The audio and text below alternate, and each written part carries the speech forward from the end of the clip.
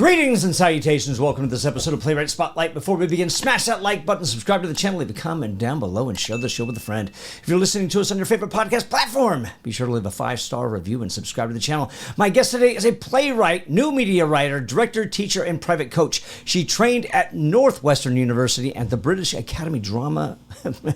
American Drama Academy via Yale School of Drama, and co-founded the Irish Theater of Chicago.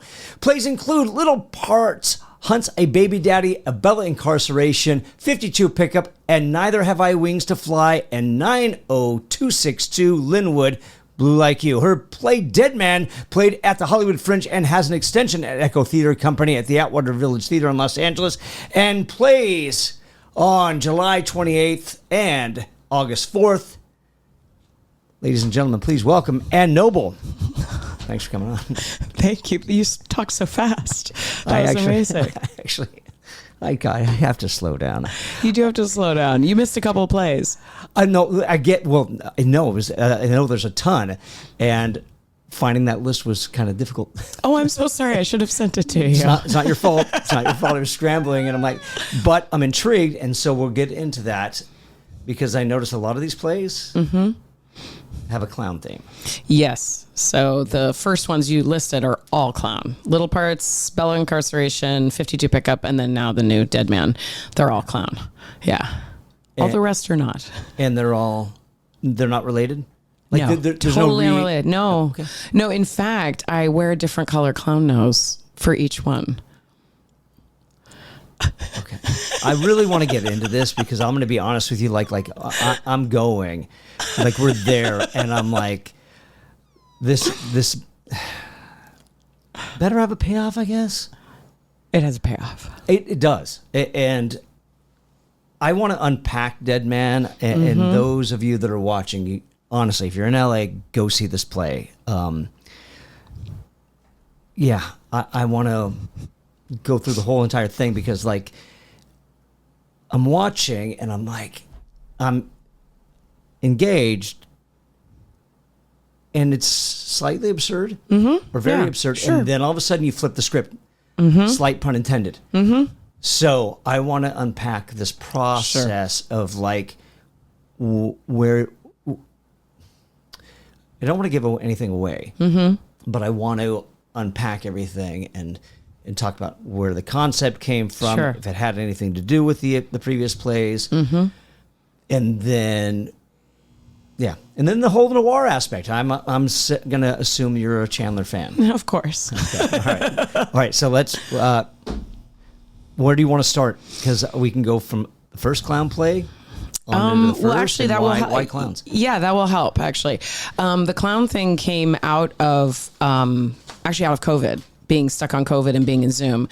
And I have a very good friend of mine. I will name her because she's amazing. Her name's Jules Hoover, and she's an actor and a brilliant person. She's now, I'm going to say psychotherapist. I'm not sure, psychologist. She just did an amazing production of Heisenberg at Skylight Theater last year. So she's been a friend of mine forever. And during COVID, we just hung out on Zoom and talked a lot. And we were just the frame of Zoom, like being trapped in that frame, I found very interesting. And she was also one of the first people I knew who was getting on Zoom to do theater on Zoom, which I thought was ridiculous. I thought was absolutely absurd. I was like, this is silly. And my friends were like, no, get on now. So we started playing in the frame. And so because I come from Northwestern, we got like a ridiculous amount of training, and I studied with Frank Galati, and it was the idea that it's not just about doing the play, it's about what medium is the play coming through.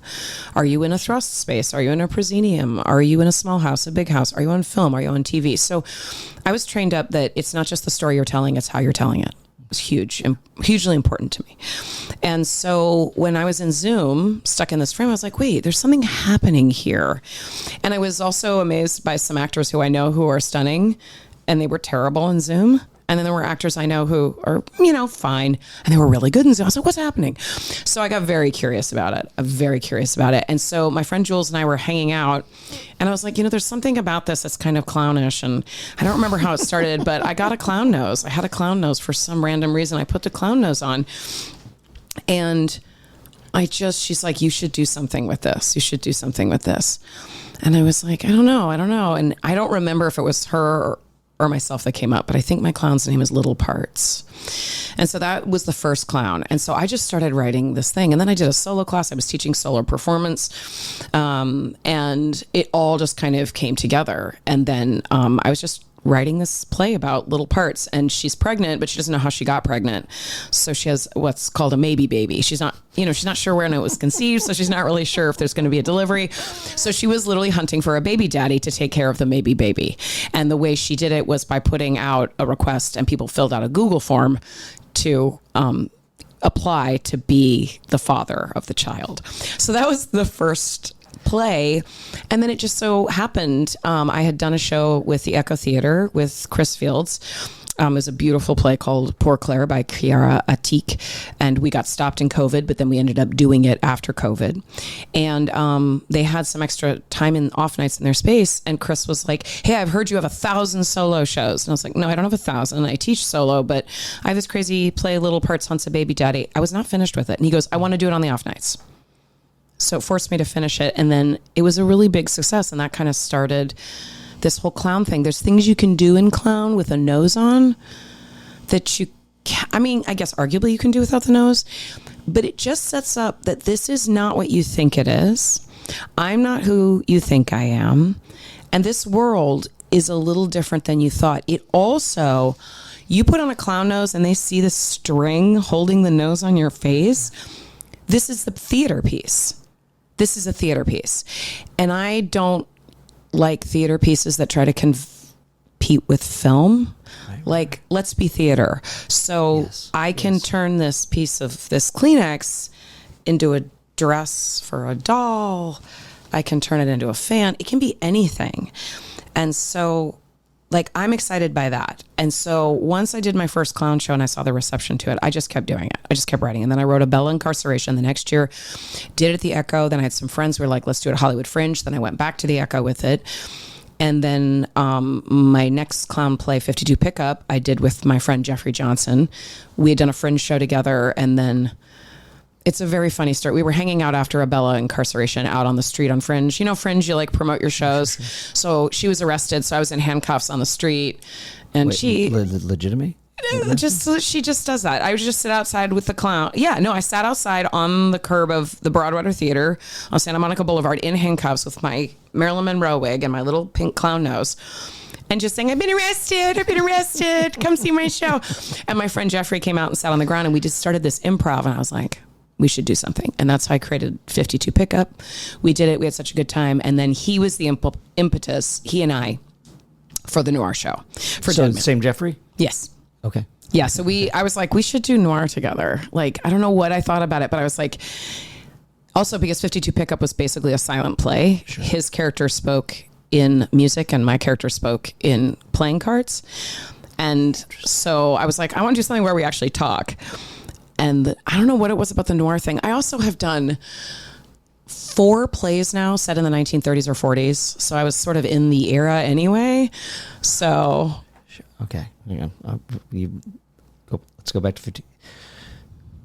Silent piece. Uh-huh. Somebody speaks in cards and the other one character speaks in what? Music. Because Jeffrey's a musician. So he played his guitar. Okay. And I only spoke in playing cards. We were both street clowns. So I was beat up on the street laying there. His character walks by and sees me and decides to try and wake me up. And he plays music and we both don't talk for trauma reasons. We don't open our mouths.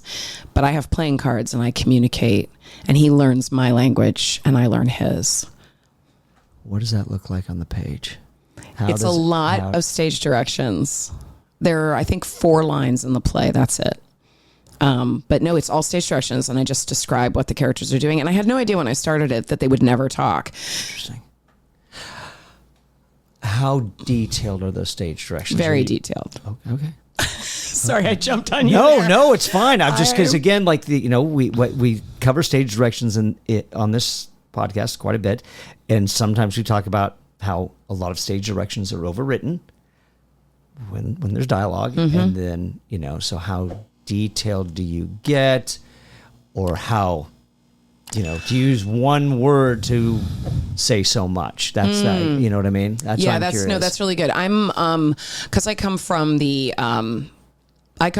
William Goldman school. Like, I want the play to be readable on the page. It should be beautiful to read on the page. However, more white, no black. Yes, but it needs to convey the image. You need to know what you're looking at. So getting into characters' heads, that doesn't help me. Okay. But if it manifests in behavior, I might describe it. Especially in a play, I might write in a screenplay or a teleplay. I will absolutely never write anything that says she thinks. Oh, please. And I've noticed that trend now all stage directions in film and television are all about what people think.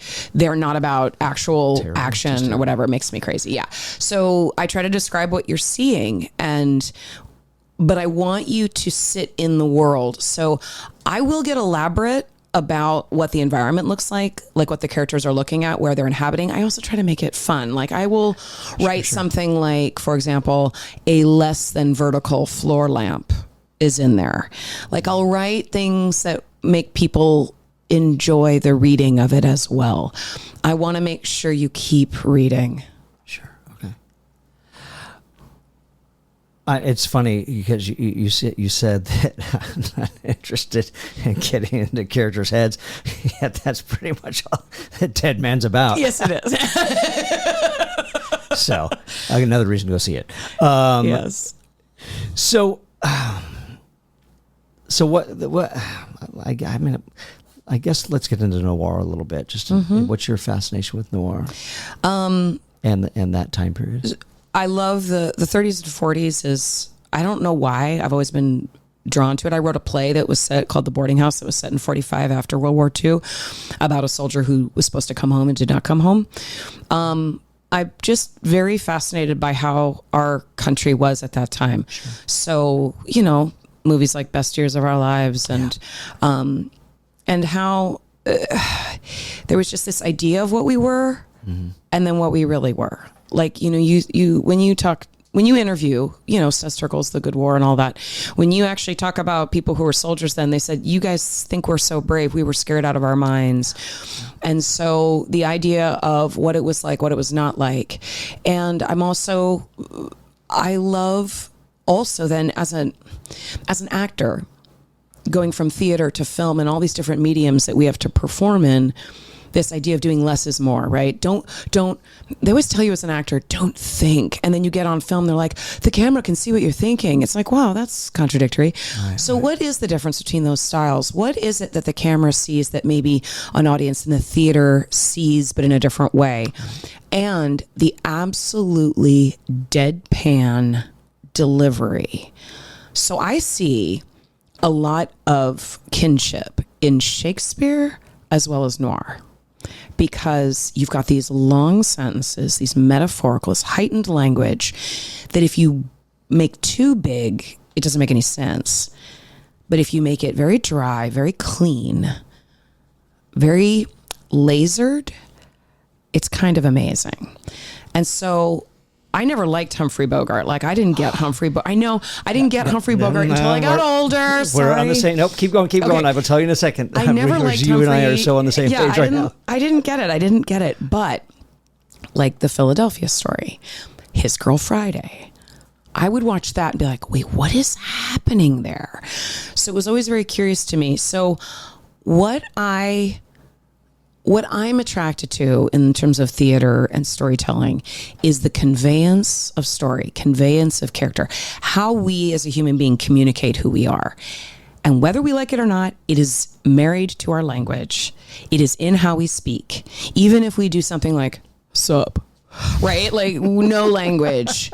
How are we communicating? I'm obsessed with it. And again, as we know, 9% or 7% of how we talk is the words we use.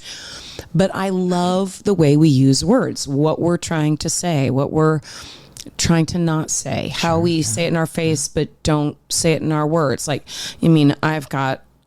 I'm the worst poker face in the world, so I get a good hand and I'm like, oh. So I am always betraying what I think and feel.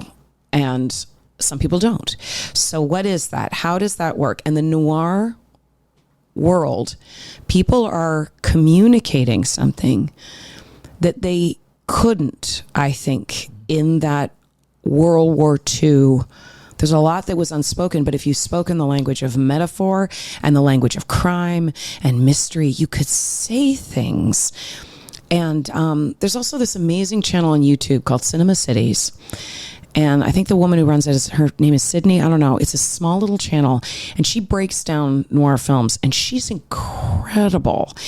And she got me kind of, when I was doing a little research, I just found her channel and just watched everything. It was incredible. So I've done a lot of research in that era. And it is such an excuse to use the craziest, most wonderful, heightened, metaphorical language and to flaunt being really, really smart without anyone going, "You're so smart." Yeah, the Humphrey Bogart thing. Growing up, I was like, he's just some old dead guy. Yeah. And then I was working at TGI Fridays at the time, in the 90s, and I turned on Turner Classic Movies, and the Maltese Falcon was on. And I'm like, I was just captivated right off the bat. And this guy's so suave and debonair. I'm like, holy crap. Yeah. You know, and then piggybacking off what you were saying for that time, this is going to be contradictory, but I'm going to say it anyways. I hate Casablanca. I hate Casablanca because of how brilliant it's written. It says so much with so little. I mean, like, if you just take Louis, for instance, and his character and what he does, and to underage, you just say, you know, whatever, just all of it, you know, everything that Bogart does, everything that Louis does, you know, without stating it in a way, if that makes sense. So, which leads me to this, what you said your characters don't think, but they can see what you're thinking. How has that affected your playwriting? How do you use that contradiction for your writing? Yeah. So, I guess to clarify what I meant by that actually a little bit is that we are told as stage actors to just go on impulse and say, and don't think, just do. And the problem is then when we transition, or, you know, if we start in the theater and move to film, then they say the camera can see what you're thinking, so we're not trained to think.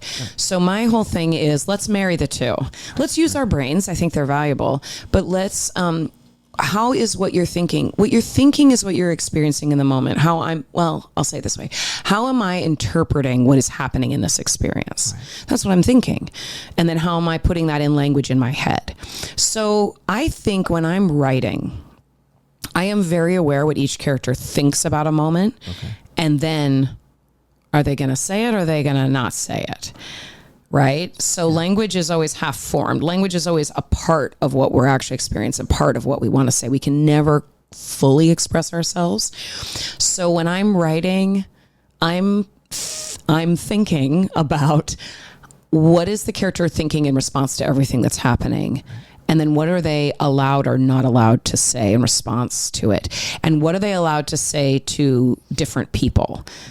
Like in Dead Man, for example, our hero, Hopper Jones, he talks differently to each character and to the audience. He speaks differently because of what he has decided he's allowed to say or is unwilling to say or gets trapped into saying.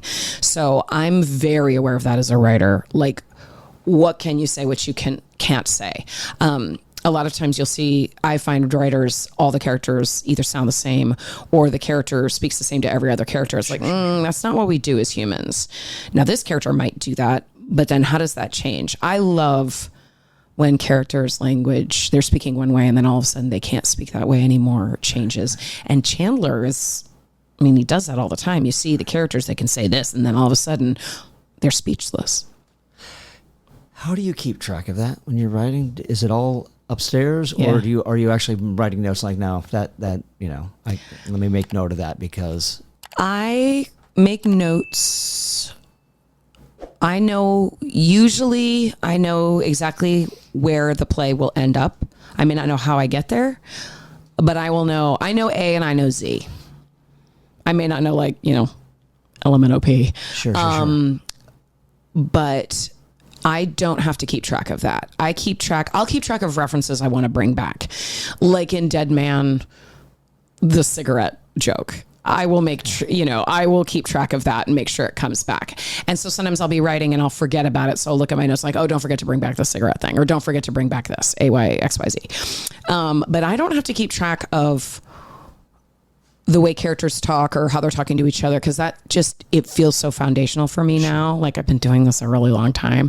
I used to have to very much keep track of that. Like when I go back and look at I still have my first play that was produced in the professional world was a Neither Have I Wings to Fly. I have every draft that I did of that I read with a group of friends, printed out, because I initially wrote on a word processor and had to print it out. Right. So I have the hard copies and I see my notes. I see the notes. I kept the scripts that I edited by hand on, so I can see how my brain was like, I would overwrite and then start paring down. I really don't overwrite anymore. Maybe a little bit, but it's kind of gets formed up here and I gestate for a while and then it kind of dumps. Like Dead Man, I wrote in 2-3 days. Wow. But it was gestating for about a year. So I don't know when it wrote itself. And I also didn't write it until I had it fully cast. So got it down to the wire. Were you still at least making notes? Because, I mean, as we all know, that if you don't write something down, you're going to forget it. Not with my plays. I don't usually have to. No, every now and then if I hear like a really cool turn of phrase that somebody says, I'll remember it. I will jot it down. But I have almost in terms of what people say, I have almost a photographic memory. I'm legally blind. And so I grew up. Really? Yeah, I didn't get glasses till I was in second grade. So I do this a lot and I close my eyes a lot when I need to focus. So my auditory memory is very, very good. So I hear things, I hear rhythm. I mean, you can, I'm sure, heard in the piece, the rhythm and the back and forth. I don't have to do that. That just happens. That's just how I write. I hear rhythmic speeching. Speaking of writing and making up words, hello, Dr. Seuss. I'm very rhythmic in the way I write. So once I know the banter is happening, like the the idiom battle that happens in the bar between Tony and Hopper. I had to look up all those. Like there was a couple I knew, but I had to kind of look up what reference do I want to say. Now, once I got the reference, then I made sure to craft it so it rhythmically sounded good. And it's funny, whenever I'm a little picky, my actors will tell you, and if they sometimes invert a line or something, I'm like, that's fine for that one night you made the mistake, but let's put it back the way it goes because it sounds better that way. And they do know that, but every now and then I'm like, oh, you saved it, but it wasn't quite. And they're like, yes, I know, Anne, I know, stop bugging me. What came first, acting or playwriting? Oh gosh, it's hard to say. I've been doing them since I was a little kid. I think acting kind of did, but I was always a storyteller. I was always crafting plays for my characters. I was always building worlds and figuring out how this character fit in this story. So I was doing little plays at my church and little plays in my school. But so in third grade, we did a play. Miss Freeman, she was the greatest teacher. In third grade, we did a play, The Tortoise and the Hare. I did not get cast in it, so I was upset about that. So I went to the teacher and I said, well, can I do the commercials? And she's like, what? I said, well, can I do the commercials in between the scenes? Like TV, how they have commercials in between. She's like, okay, why not? So my very good friend, Janie Napoli, who I'll give a huge shout out to. I know she has another name now, but we wrote commercials that went in between the scenes. So that's the kind of kid I was. So I was like, what can I do this? So I was always writing. And then in, I think it was around 7th grade, I was writing short stories. And, I was so lucky to grow up in such an amazing school that had arts and theater. And I had a librarian that was like, you should get published. Your short stories are so good. And so I always was doing all of it. I don't know. I used to say that if I had to choose, I would choose writing. Now I don't know. But, it comes in seasons, I find. But I just keep doing all of it. As an actor, you're really at the whim of casting. So other people get to choose whether you work or not. As a writer, you don't. So I as much as I can all the time. I will agree almost to anything in terms of writing. Like I wrote the Palm Sunday gospel drama for my church, All Saints Pasadena, for 10 years. So I was writing these like based on the gospel 10 to 20-minute plays every year. There's a wonderful theater that now exists kind of on Zoom. They have a Tuesday night reading series, Versus Theater. They were in the old Black Dahlia space on Pico, and they closed down right during COVID, I think. But I wrote Christmas plays for their entire ensemble, these like 12-minute to half-hour plays for Christmas for 3 years. So I say yes to all that stuff, and it keeps me very fit as a writer. And that's what I'm doing. I just say, yeah, every year I want to write a new Fringe play. And so that's just what this has kind of become now with the 52 Pickup, and now with Dead Man, with Bella, and that kind of thing. So that's, I love writing. I also love having parameters. Like you have to write for Fringe, so you can't have a lot of stuff. You have to write for a 10-minute piece. You have to write for, it has to be based off a classic. It has to be based off of Zip Code, which was that Zip Code play, Blue Like You, that you mentioned. It has to be a radio play. How are you going to do that? I love parameters, because then it's like, what am I going to do? Sure. Well, that's what I love about noir, because it lends itself to simplicity. You don't need a lot. No. Yeah. And they're like plays because they couldn't move the camera. They couldn't do cool camera angles. They're long scenes. And even if you did a walk and talk, they eventually have to stop because they're going to run out of track for the camera. Sure. Yeah. So you kind of touched on it, but you said that you created the Irish Theater of Chicago. Is that correct? Yes, I co-founded it. Okay, yeah, so and that was in your bio. It said in order to stage the play. Did you throw it out there, and were you getting rejections? And it's like, you know what, screw off. I'm going to just do this myself, which I'm a very huge proponent of. Sort of. I did I had a couple people read it that were in sort of high places back in Chicago, and then I was looking at something. Somebody showed me a contract or something, and they said, oh, well, you know, whoever produces your play first owns 50% of it then. Wait, what? Yeah. If they're going to produce it, was what I was told. And I was like, are you kidding me? No. And I told my dad that. My dad's like, well, kid, let's do it ourselves. So how old were you at this time, if you don't mind me asking? 23. Okay. 23 years old. And, 24 maybe. 23, 24, right in there. I was just out of college. I was just out of Northwestern. And so my parents were like, well, let's do it ourselves. So I was dating a guy at the time, a wonderful guy named Michael Grant, and we started the theater company. It was originally called Seanachai Theater Company, which there, but I'm like, I'm going to botch that. No, that's what my father, that was the joke. So it was Seanachai Theater Company producing And Neither Have I Wings to Fly. And my dad said, oh, great. Title that's too long and a name of a theater company nobody can pronounce. It's sure to be a big hit. Well, it was a big hit. It ran for 10 months and we actually made money. Like, it's unheard of in Chicago. And we rented the old Body Politics space, which no longer exists anymore, which was above Victory Gardens, which also no longer exists anymore, down on Lincoln Avenue. And we got our group of friends together and we produced it ourselves. So we co-founded the company, and it's still around. They still do stuff. Now they're the Irish rep in Chicago. They still do stuff, and Michael's still there. And the old guard, half of them are out here, some are in New York. We're kind of like family because we went through a lot together to produce that play in 95. Wow. Yeah, see, and this is what I keep telling people. It's like, it's so accessible, and repeating myself, so forgive me, but it's just that we continually tell people to say, stop waiting for permission for somebody else to tell you what you want to do. That's what I've been doing with all these Fringe shows. I'm working with a guy named Michael Perlmutter and Carolina Rodriguez. There are two producers and myself, and that's Theater Ghosts. Michael started Theater Ghosts because he wanted to do like these shorter plays late night on anyone's set. That became the joke. So actually now we have a theme where every single play we do has a ghost light in it. So every single one of my clown plays has a ghost light in it, because that's Theater Ghost. It's the ghost light that's in the theater at the end. So we just are a small little group. We only work with people we like, who we think are extremely talented, who are, and so no jerks, no divas. Yep. And that's why this cast is, we have the best time. Now, that being said, we're not just screwing around. We are focused and dedicated and working. And obviously we have to, because the style of this piece has to be incredibly tight. But the whole point is, like, you can do it. And Fringe is so cheap. You can do it. And if you get dedicated people, you focus, you can do anything. And I mean, look at Hollywood Fringe right now. It's exploding. And it's been exploding. For however long that I've... And I come, and that's my family. Shout out to my dad and my mom. They always were like, if you want to do it, let's do it. If you want to do it, let's do it. Let's try. If you fail, who cares?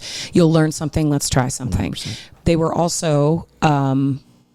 if you're going to do it, you better be good. So I definitely come from the place of, my dad's a jazz pianist. He played trombone. All my siblings are musicians. My mom was a singer. They ran the Woodminster Amphitheater in the Bay Area for 4 years and did these summer musicals.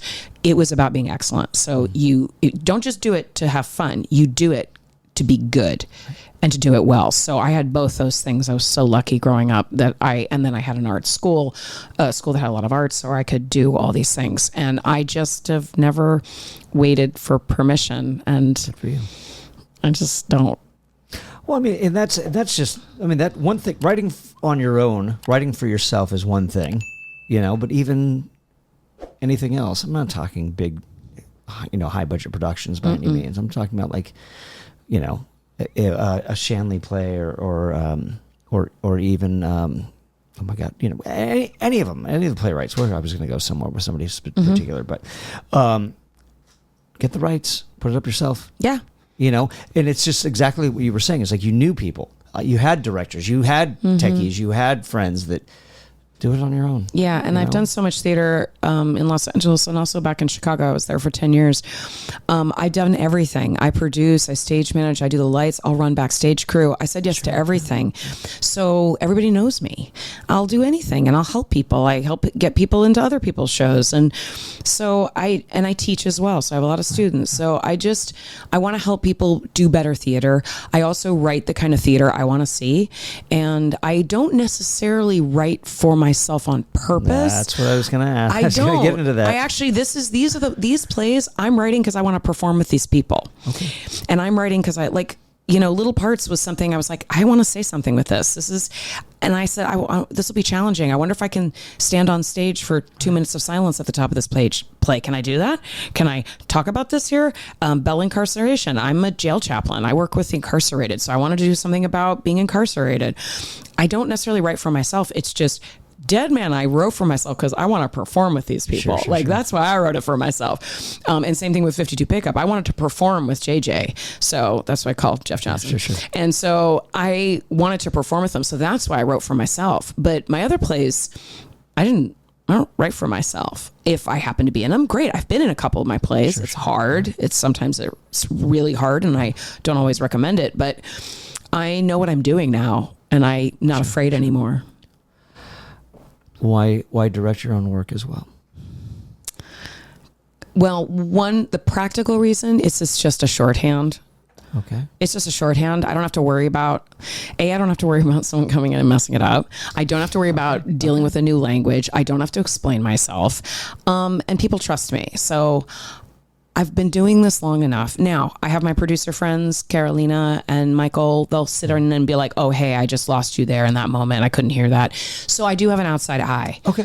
But I've been around a long time. I know what I'm doing. And especially with the clown stuff, I have a very specific idea of what the style is. And I don't have the time to explain it to somebody else or to, not that I don't know lovely directors, but also the directors I know that are amazing, a lot of them also have very specific stuff they're very good at. They're also really, really busy. And it's just easier. And I have a shorthand and I know what I'm doing. Sure. I don't worry about it. You said that Fringe was, I want to kind of talk about Fringe because I've heard you're saying it's very accessible, reasonable. It's cheap is not the word that you used. I might have said that. Maybe but it's inexpensive. It's not that pricey. You can do it. But I've heard the exact opposite. I heard that it was like $4,000 for somebody that I knew. I'm like, I can do a 4-week rental and produce a 4-week run That's not my experience with the budget. I don't know where they're producing. Yeah, that's what I and was what they're kinda spending curious. their money on. So the way we do it, we just cover the rental costs. We do it as a group, and whatever money we get in ticket sales, we do an initial sort of, this is what we're going to pay everybody. And then once we make back our money, we just split it between all the artists involved. We also design everything ourselves. So I do, Michael does all the graphics. I do basically sound. I pick the sound. He does the sound. Then we do lights there, and obviously I always work at the Broadwater because they're amazing, and they know we have a shorthand, and so they have an amazing lights in the air, and we can just communicate. And we can do it really fast. And so we don't waste any time. So we don't have to spend extra time on extra rehearsal time. We keep the marketing very simple and word of mouth, and we just keep the casts really small. So if you're doing a cast of 10, then it might, and you're renting the big space, that might start to get expensive.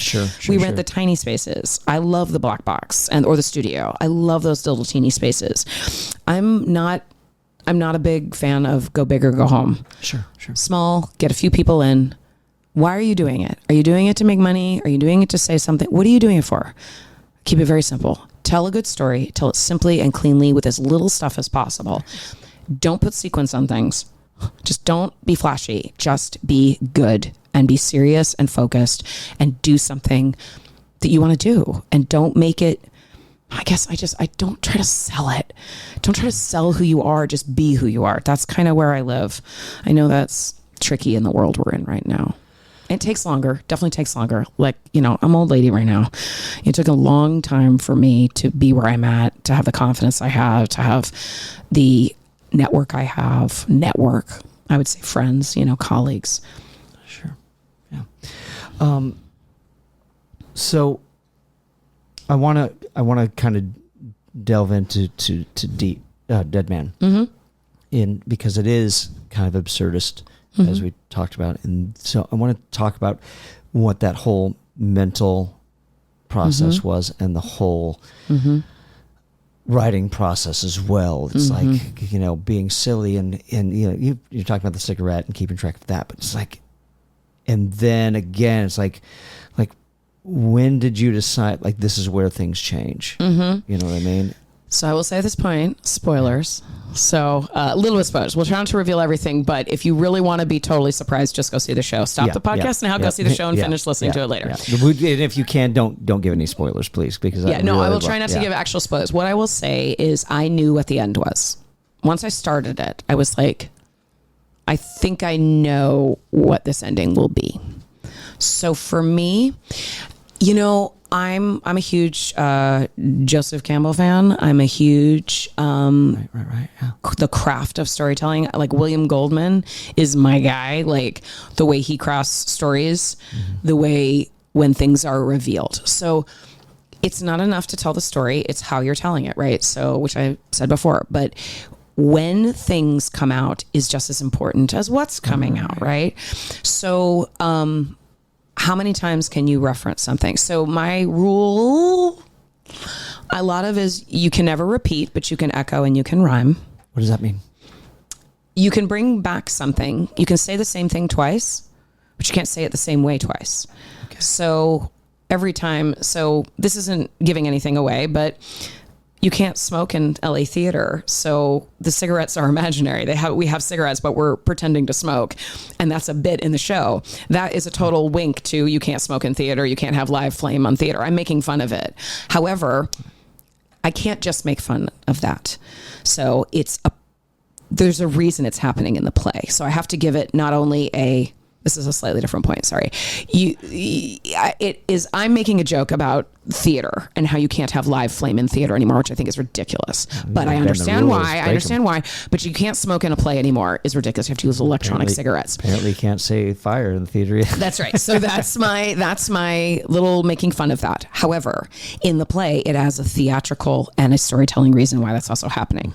Every time the cigarette, the fake cigarette, the imaginary cigarette, the illusion that is the cigarette comes back, it means something slightly different. So never repeat, but you can echo and you can rhyme. So I'm a big fan of when you do bring something back, it should mean something different. So every time you see the apple looks a little different. Oh, it's green on one side, not red on one side. So For me, when I am writing, it is a rhythm thing. It's an intuitive, I know when the scene needs to shift. I know when the reveal needs to come. And I have this experience a lot, and I did have it with Dead Man. So I know where it's going to end. I'm not exactly sure how it's going to get there. And I was writing. I went, oh, this is when he's going to meet the cop. Oh, okay, it's happening now. Oh, we're at the end. It's happening now. So I very much believe the play is the David inside the stone, and I'm chiseling away what is unnecessary. The play exists perfectly somewhere, and it is my job to channel it onto the page and make sure that perfection comes through. So if I get in the way, if I try to force it into something, if I try to make some political statement or try to put in my point of view, my plays retaliate by making the characters say really stupid dialogue. This happens to me over and over again. So if I force the play somewhere it doesn't want to go, all of a sudden the characters sound like morons.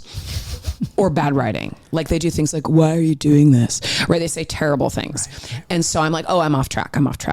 Also, if I get to a part in the play where I'm stuck, legitimately stuck, I don't know what to do, I've learned it's not that moment. I took a wrong turn somewhere before. So the moment is never the problem. It was the build up to the moment. So I just backtrack and I go, oh, I brought that in too soon. Ooh, I went there. I should have gone there. And then once I get on the right track, it starts to flow again. So I've really learned over these many, many years I've been doing this, how I write. Sure. So I don't waste my time. So that's why I can write really, really quickly. That's why this play wrote itself in basically 3 days.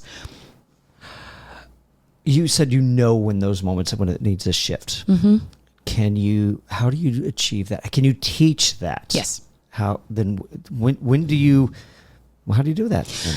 I guess you have to really understand what the purpose of the scene is. What is the scene itself trying to communicate? What is the scene revealing about the characters? What are their decisions and their discoveries? So when I teach acting, I teach very similarly. So you are not an actor, you are a reactor. The world is happening and you are responding to it. Like we have gone way past what is my action in the scene? We all know we are doings, we're human doings. But what I don't see a lot of is the reaction, what does that mean to you when that thing happens? Why do you choose what you do? So I treat my characters the same way. Something happens, the character goes, what is that? And then the character goes, what am I going to do about that? How does the character know what to choose? They know what to choose based off their life experience. And then they choose that thing and then they try and then they fail and then they have to try something new. So every scene, however long it is or short it is, every moment is revealing something about the character, who they are, what they are seeing, what they're experiencing, what they discover, and then what they decide to do in response. So for me, and that is on multiple planes. It's not just what the character is doing, it is what the story is telling. So you can feel when a scene is starting to repeat itself. Have these characters already said that? Does this character already understand that about this other character? Then move on. Then you're done. Right. Don't repeat. And excuse the gender simplicity of this, it's just the easiest way to say it. If a guy and a girl walk on stage together, the audience is going to go, oh, are they going to fall in love? You don't have to say, I wonder if we're going to fall in love. We already are thinking that. Right. So don't put the hat on the hat, right? Have mixed feelings about this person, but David Mamet wrote, and I think it's true, don't play the third, we hear it anyway. In music, you don't have to play the third, we harmonically hear it anyway. So don't add, we hear it anyway. Now, that's not to say you might not need to write it out and then condense, right? I spent a lot of years doing that, where I would write plays that were 200 pages and then get down to 100 pages. 150, get down to 75. I don't have to do that anymore because it's already happening in my head. I already intuitively know. But what I would say is, as a writer, you need to understand how your scene is functioning. Write it out and then go, what is this doing? What is happening to the character? Why do they need to say these things? Why are they saying this a million times? Do they need to say this a million times? Is that the character? Oh, this character is incredibly repetitive. They repeat everything. Well, is that something that's going to change? Is that not? So the function of drama, how it functions, and then not only the story itself, like what are the characters doing and what's happening to them, but then how is this story being told? Are you telling this story through ballet and dance? Are you telling it through music? Are you telling it through looks on their faces? Are you telling it through the way they stomp on the floor? Are you telling it through the way they change clothes? It's For me, it's the difference between like at Fringe when you see a solo show that it's my journey from A to Z. Okay, that's great, but that's your diary and that's your therapy sessions. And if you need to tell that story, that's great, but it may not be a piece of theater.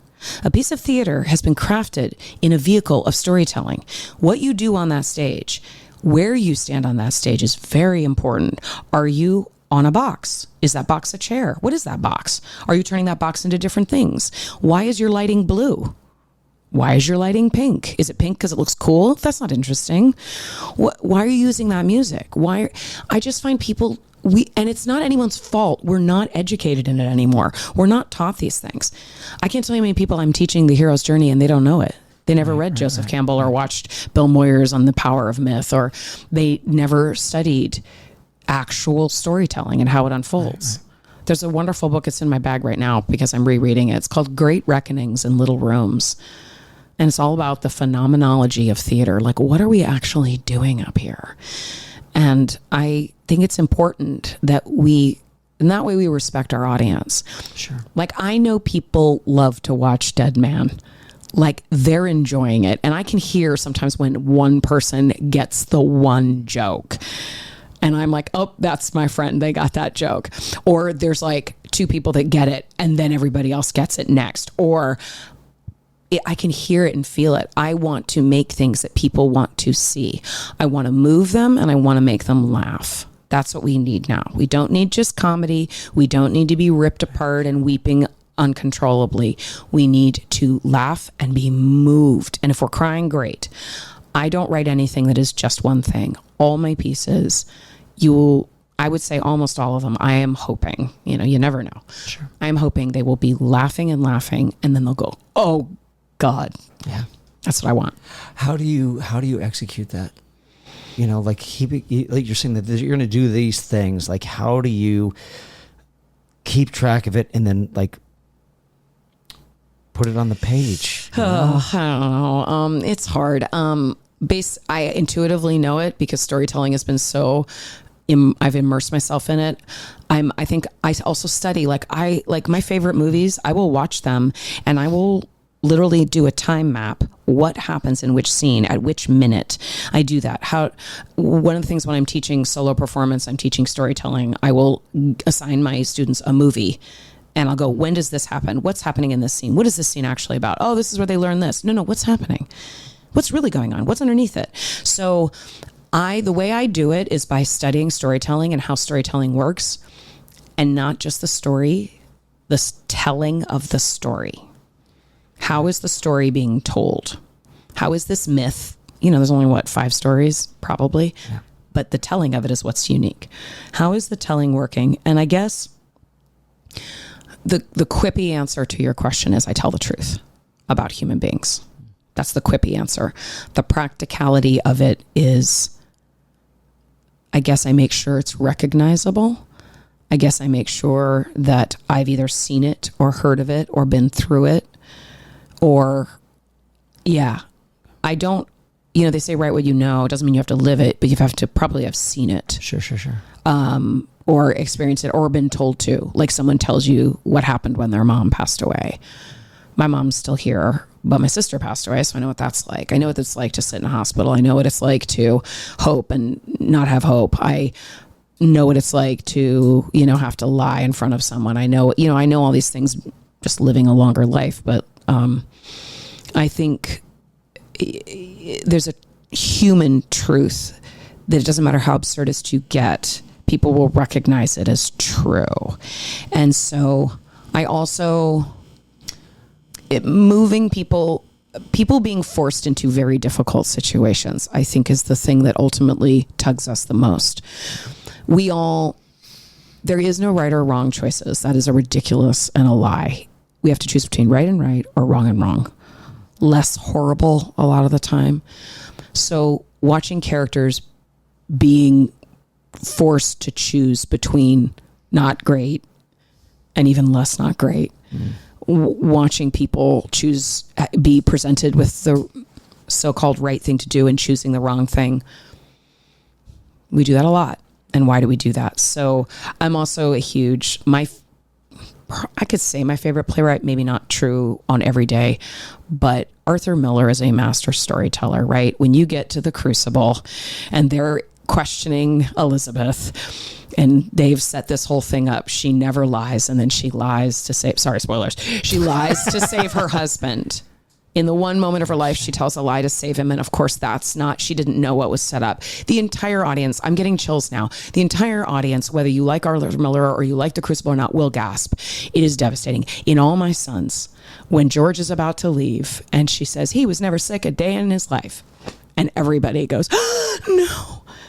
That is master storytelling. That is not that moment. That is built carefully, beautifully through that playwright structure. That's my goal. And I've been trained in it, and I practice it. I practice it over and over and over. I write plays, I write short plays, I write long plays, I write these solo shows. And this is where it goes back to noir. Every good story is a murder mystery.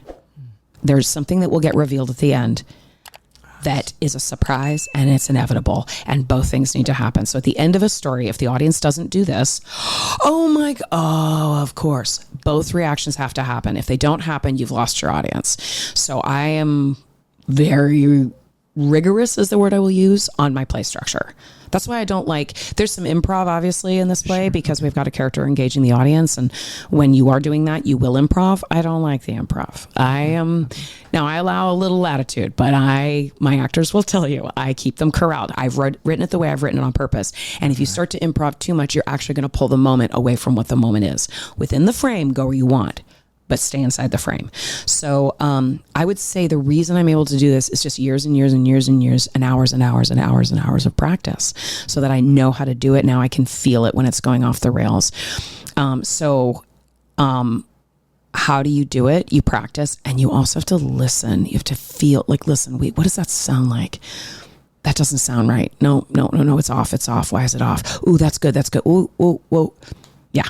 So it's a little beyond words at this point for me. It's so intuitive at this point, but I will say it's well over 10,000 hours of practice. Mm-hmm. Yeah. When you say that, when you said, "Oh no," that's in, are you doing that solo, or are you doing that? I do 90% of that solo.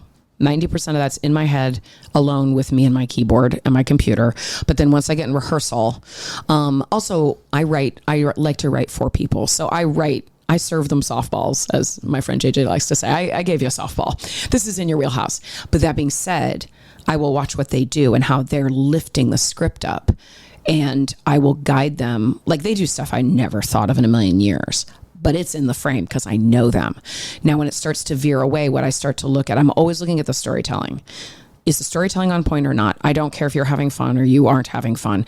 The storytelling on point. If you enhancing that moment keeps the storytelling on point, go for it. If it doesn't, no. And Dead Man, because of the way it unfolds, it gets more,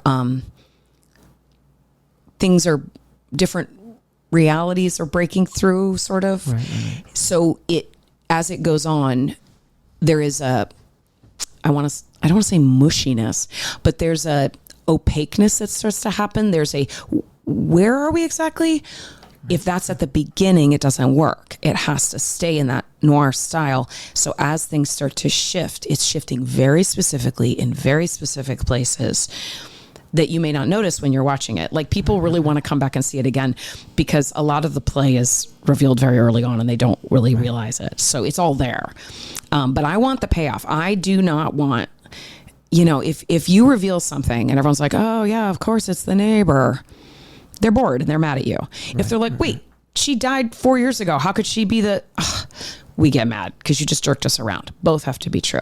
Right. Oh my God, I never saw that. Oh, of course, that's what happened. That's what I want.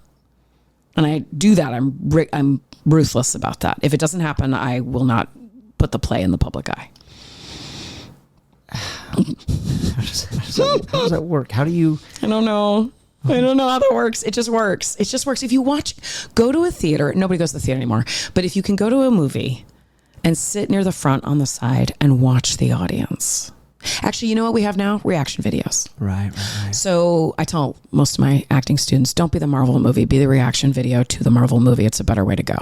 Right. Don't be sparkly. Watch Sparkly. It's much more interesting. But watch reaction videos. They're the most interesting thing in the world. Why?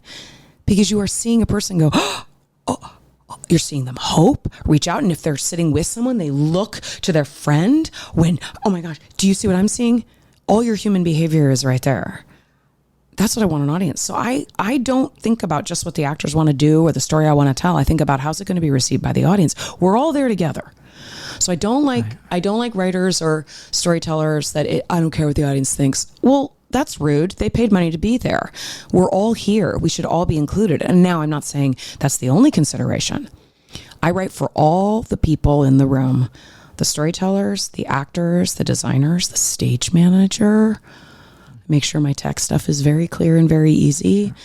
I write it for my producers. I want it to be easy to produce, and I want the audience to enjoy it. We're all here, so let's all be included. And that's hard. I'm not saying it's easy. It's hard. I've also, again, worked many hours to make it something I enjoy to do. Is there anything in particular that really that made you get it? Was it Joseph Campbell? Was it a particular movie? Was it Arthur Miller? What was it that now I know what I'm doing, or is it just tons of practice and then all of a sudden things the Joseph Campbell clicked? Thing was huge. The Power of Myth thing was absolutely vital. Once I saw that, and I saw it in everything. Literally the hero with 1,000 faces. Yeah. So once I saw the pattern behind, that was absolutely huge. But I had a playwriting teacher in college. When I was at Northwestern, when I was a sophomore, they brought back the playwriting program. It had been gone for years. And it was a playwright named Charles Smith. And it was a weird thing where they opened up, you know how sophomores never get the classes they want because they're on the last, right? They opened it up in the middle of registration. So it was full of grad students and sophomores. And I know there were a lot of people who didn't like this class. This class changed my life because he taught me about reversals, which is the thing I just said earlier about surprising and inevitable. That whenever you get to the end of a scene or the end of a play, whatever happens has to be both surprising and inevitable. It's hard. It racks your brain. And I teach this to people and they go, I can't do this. I'm like, yes, you can. You just have to think. You have to start using your brain. And I'm sorry if it's harder for you. You have to work harder, I guess that means. I don't know what to tell you. So that piece with the hero's journey and with then I would say the Frank Galati stuff, what is this piece of rope that's on the stage mean? What does it mean when this character has their back to us and you're facing? What does it mean that there's a bed on stage that no one ever uses? What does it mean that your character only speaks in metaphors? What does it... That was the foundation. And then I would say hours and hours of practice and practice. And then the hours and hours of practice. I would say those were the main things. Because once you see the thing behind the thing, once you see there's a pattern, then all of a sudden everything you see becomes a teacher. Every movie you see. I mean, I sit down and write the movies out. I have notebooks filled of at hour 27 and 30 seconds. This is when the character realized they had to leave their home. At an hour and this scene is 3 minutes long. This scene is 10 seconds long. That's interesting. I study this stuff. I don't mess around. Did you ever see the original Fright Night? No, I haven't. You have to. Okay. You really honestly have to. I introduced it to a friend, and it is a great lesson in writing because every scene leads into the next, and there's a moment with Roddy McDowell where it's like, oh my, I'd seen it a zillion times, but when I finally revisited it with a friend, I'm just like, do you know what just happened there? It's okay. It's so You've good. given me so an good. assignment. Yes, I will yes. do it. I will do it. So you said reversals. Mm-hmm. Do you start with the reversal? Yes, you have to. And then figure out how to. Yeah. Okay. I would say you have to. So my experience is it depends on how long my play is. When the plays are shorter, you don't really have a lot of time. But a lot of time what I used to do is I would write, just exploring the characters and how they talk until I hit a wall. And then I would go, okay, I have to figure out the end now. Now I sort of already have it figured out. I'll write a couple of pages. Like if I, especially the solo shows, if I'm writing a solo show, I will just let the character talk for a while and see what's going on. Then it gets to a point where I can't write anymore until I figured it out. So Dead Man, I pretty much knew what it was going to be. I wrote I think I started setting the scene. I was on the first page. I was like, oh, okay. And then I was like, oh, I have to get there. Okay. But if you don't know the end, I'm sorry, you can't write it. In my opinion, I've done plays, I kid you not, where people have gone, you changed the end. I'm like, I didn't change a word of the end. I changed the build up to the end. It's all about setup and payoff. I mean, comedians will tell you this, improvisers. It's not the punchline. It's the setup to the punchline. Right. You can have the punchline can be the same. It might be the setup. So looking, what is the moment leading to the moment? It's all intertwined. So if you don't know where you're going, how do you know how to get there? I mean, just no. So it's a pyramid for me. It starts, big at the bottom and it goes up to the point. And if it starts to veer off, go back. You took a wrong turn. When people are like, oh, I changed the end and it started working. I'm like, okay, maybe. But that means the seeds in your play were always there to get to that ending. That may not be someone else's process, but that's my process. The ending has to be a surprise, and it was absolutely inevitable. It has to be that way. It has to. Just because I don't think it's literal, but you would use the phrase echo and rhyme in your writing. So where does the rhyme? What does rhyme mean? Because obviously you're not really talking. We're not. Right. My guess is you're not talking Dr. Seuss. No. So what's the rhyme part? What is that? I'm talking about,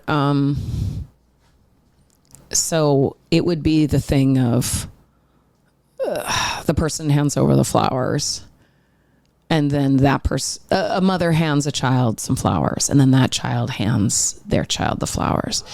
It's the idea that a moment can mean something different to somebody else in different circumstances, or you thought the picture hanging on the wall was a recrimination and it turns out it was a love note. So it's about the same thing coming back and we hear it again, but we're hearing it in a little bit different way. Right. So that would, I guess, be more echo. I guess rhyme would be more like, you give me flowers and then I give someone else candy flowers, right? They're flowers, sure. But they're made out of candy. Sure. You hand me a cake and I give someone a cupcake. So it's that thing of it links back to the original moment, right? But it's not identical. You can never step in the same river twice.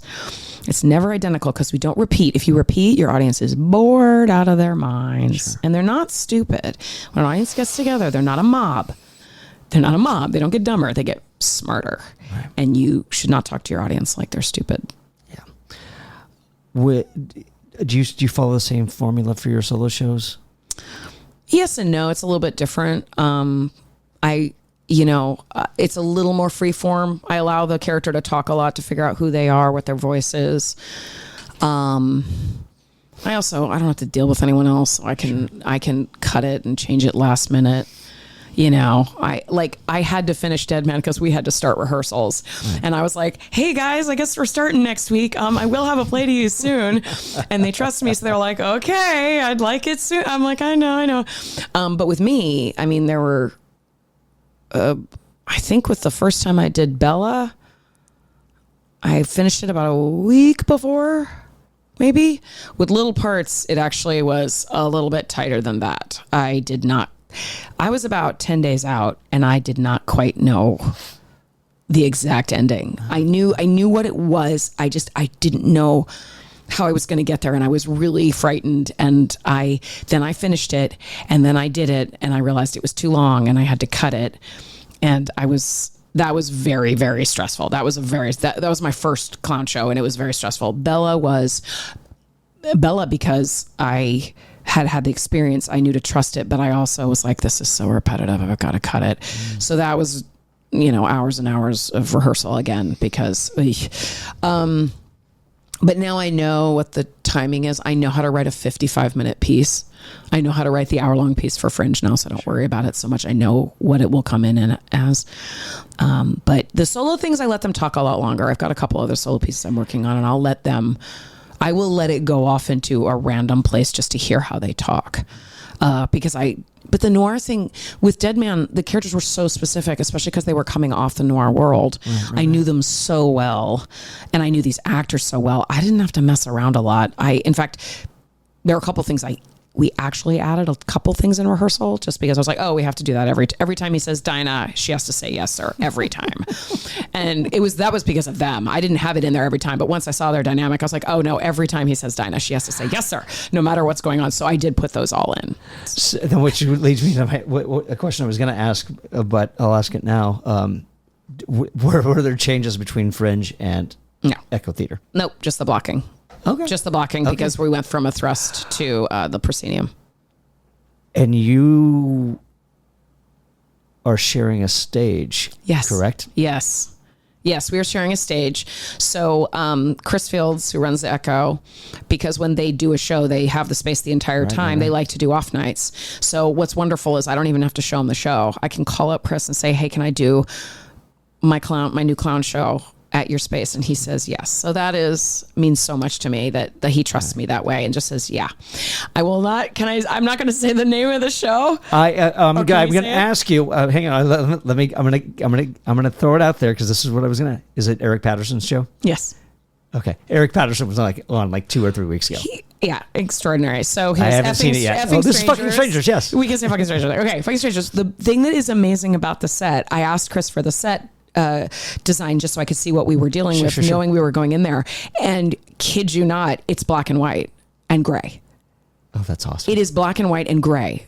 And I was like, wait, are you kidding me? Because it's Dead Man is all in black and white. And it says so in the stage directions of my play. It says it's all in black and white. We're in grayscale because we are in film noir. And the only thing is red is Hopper's socks and his red pencils. And then his clown nose is white.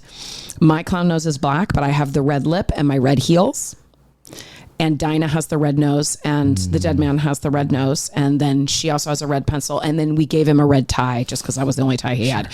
And then, so that's the only, so everything is black and white and gray, or there's splashes of red, which then at the end sort of, you can see why it's chosen that way. Right. Do solo shows have to be tragic experiences that you have to share for catharsis? No. Have you? I don't know if you saw the Onion headline. It was alcoholics more likely to do solo performance. Like it just was. It's so good. No, they don't. So this year in Fringe, I had a bunch of students of mine who basically got me in a room and I taught them basically solo performance. I taught them how to do solo shows. They all did their solo shows. There were 4 of them at Fringe this past year. They got together, they called their group Solo Recess, but we were under the Theater Ghosts umbrella. And their solo shows, only one of them was based on someone's actual life experience. So that one was called Escape Room and written and done by this woman named Emily Boyle. And she had been in a horrific fire in Boston in 2012. And so she wrote a play about that. That being said, the play was called Escape Room. It was about her getting out of the room, escape room and clues and all this stuff. And then she folded in the memories of this event. So it wasn't her diary. It wasn't her therapy sessions. It was about her getting out of escape room. One of the other plays was called Trench by a woman named Anne Loud. And that play was about a 5-team group of scientists on a submersible in the Mariana Trench. And she played all 5 people, including she had at one point a 3-person knife fight all by herself. Then there was Puppy Dog, written by a woman named Emily Langyar. And that play was about Laika the space dog going into space, the Russian space dog. And then Lacey Allen did a show called Cindy Is Right Now, where it was a half-hour show of this girl who's just completely present and plays with the audience and doesn't know that she's going to forget this all. And it was almost 90% of it was completely improvised show.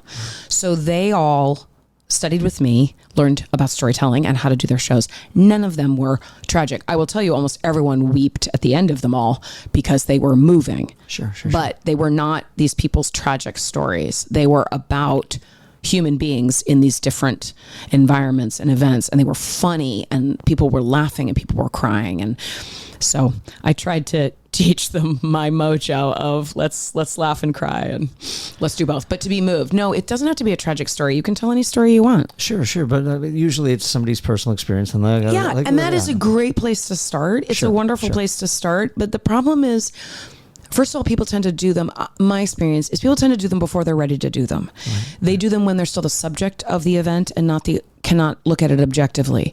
If you can't look at it objectively, then you've got real villains and real heroes. Once you've been through an experience and maybe had some therapy on it or maybe learned something about it, you will start to see it from more of the drone footage. Sure. So to tell a story, I guess the way I look at it is this. Let's not have a Facebook post. Let's have an email. It's not, I'm dating myself with Facebook, but it's not about broadcasting your story to the world.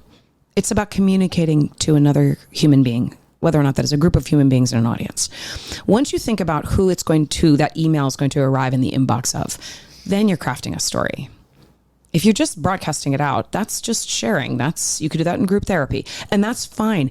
And I've seen shows that are like that, and they're wonderful, and I applaud people for doing them because it's brave, and you should get up and tell your story. Sure. But if you want to craft a piece of theater, it needs to go through some sort of craft, some sort of style. You have to, what's the audience there for? Why are you doing this? Not just to tell the story, but how are you telling it? So that's my thing. If you're starting with a tragic event or something really horrible that happened to you, that's great. That's amazing material.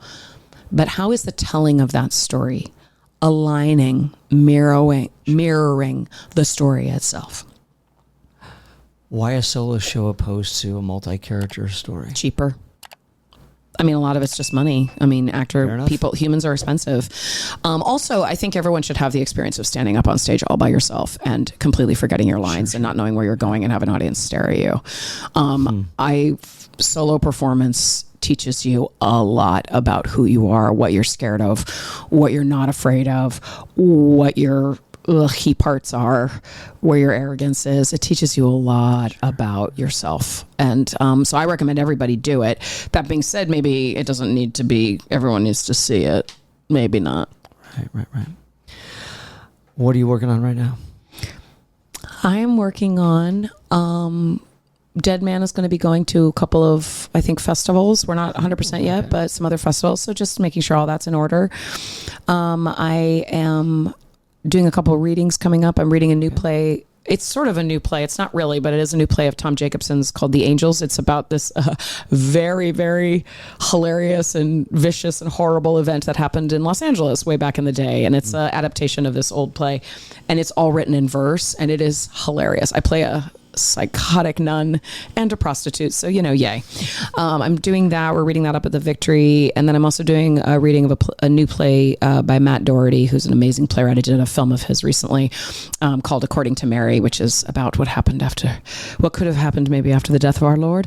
I'm doing those readings, and then I'm working on some other stuff. I'm working on some fringe shows for next year, some solo shows. Yeah, I've got a solo show and then a two-hander for me and JJ again, potentially. And then I'm also working on a play about in the French Revolution when the king and queen tried to escape across France. And it ended up in this little town. And literally they were sitting there like, I think it's the king and queen upstairs. And what do we do? I'm just fascinated by this moment in history. I don't know if probably shouldn't be saying this because now someone else is going to write that. But I'm just sort of fascinated by when a society is changing, how our gods fall. And I think we're in that moment right now where what we thought was true is not true anymore. And we have this elite culture and these insider culture. And a lot of us feel like we're not a part of it. And what does it mean when the myth of the world you're living in is collapsing? What do we do? So I'm playing with that a little bit, and I'm not sure how it may never happen. It may happen. I'm obsessed with the French Revolution. Just the whole thing is, again, I had a brilliant professor in college who taught me about it. So I don't know. I'm working on that. And other than that, I am a free agent right now. So anyone, I'm working on some other stuff there might be some recruitment going on after there might be, but I'm a free agent right now, and I'm enjoying a little bit of the downtime, getting to actually sit in my garden, get some sleep, talk to some friends, rest, and then just kind of let my brain go where it wants to go and play a little bit. Yeah. And where can people find your work besides at the Echo Theater Company of Dead Man playing again on July 28th and August 1st? Make sure you go see it. What else are you working on? I don't have. You get a website of all your work? I do not have a website. I'm working on it. I don't have a website right now. They can find me on Facebook and you can find me on the gram. But you can also find me at Moving Arts Theater. So I teach at Moving Arts, which is run by Darren Anthony, who's a very dear old friend of mine. He's amazing. Just amazing human and a very talented artist. So I teach classes there. So I teach scene study there. So you can find me there. And I also then am a gun for hire. So if people want to learn solo performance or they want to learn Shakespeare, you can find me there. Oh, one other thing I am doing, which I'm very excited about, is I just taught the middle schoolers at A Noise Within, where I did Richard III and Skin of Our Teeth these past couple years. I just directed a production of Julius Caesar for the middle schoolers. Nice. And it was probably one of the most incredible experiences of my life for their Summer with Shakespeare program. And they've just invited me back to teach. They teach this class, Shakespeare for homeschoolers. So I'll be teaching the Scottish play for middle schoolers again coming up in the fall. And I can't even tell you how excited I am about that. So that is something I do have on the horizon that I'm very excited about. So that's where people can find me. I'm around, kind of, they can reach out to you. You know where to find me. I will get my website up at some point, but otherwise I'm on some of the socials. That's the final question. Are you on the socials? I'm on the Instagram. It's at SparksJax, which is a very funny story why it's SparksJax, but that's a whole thing. And then I'm also on ye old Facebook. I'm not on the Twitter X and I'm not on the other ones, but those two will suffice. So you can sort of find me there if you need to. Well, you can find me on the MySpace and the Friendster. Oh, wow. Look at you. I must have been on MySpace originally at some point. I think we all were. I think we all were. We all had Tom and the thumbs up. Oh my gosh. Oh my goodness. All right. Well, Ann Noble, thanks for coming on this episode of Playwright Spotlight. Thank you so much. Thank you for tuning into this episode of Playwright Spotlight. Again, smash that like button, subscribe to the channel, leave a comment down below, and share the show with a friend. If you're listening to us on your favorite podcast platform, be sure to leave a 5-star review and subscribe to the channel. And in the meantime, until we see each other again, keep writing.